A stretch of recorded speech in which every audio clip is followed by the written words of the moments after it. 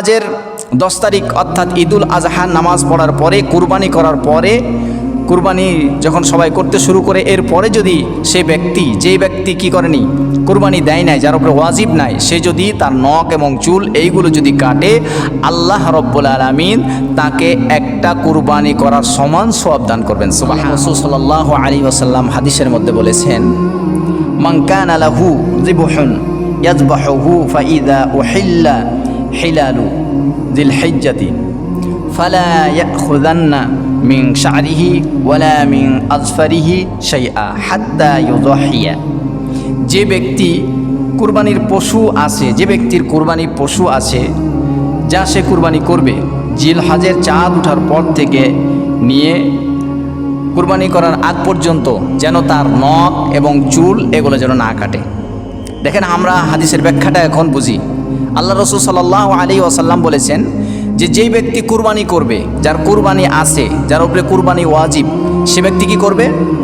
সে কুরবানি যখন আসে জিলহজের চাঁদ উঠার আগ পর্যন্ত, অর্থাৎ যখন জিলহজের চাঁদ উঠে যাবে তার আগে আগে তার নখ এবং চুল, তার নাভির নিচের পশম, বগল নিচের পশমগুলো এগুলো কি করবে? কেটে নিবে।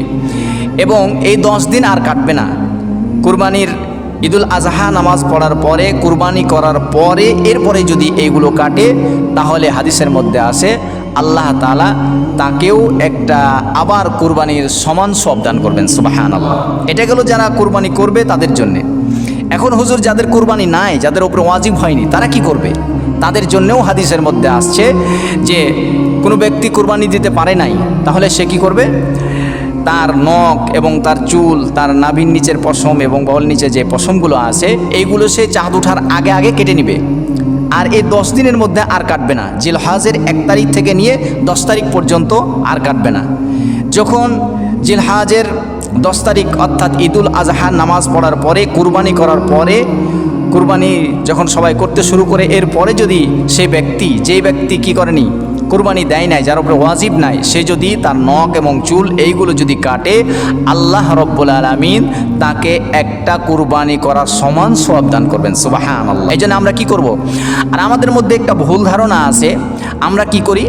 এই চুল দাড়ি সবই কাটিয়ে 10 দিনের মধ্যে, কিন্তু মা বোনরা এবং বাড়ির মধ্যে অনেক এলাকার মধ্যে আছে যে তারা মুরগি জবাই করে না, গরু জবাই করে না এই 10 দিনের মধ্যে। সমস্যা নাই, গরু মুরগি যা কিছু আমাদের প্রয়োজন হবে এই 10 দিনের মধ্যে আমরা চাঁদ ওঠার পরেও এইগুলো জবাই করতে পারবো। এইগুলোর ব্যাপারে কোনো নিষেধাজ্ঞা নাই।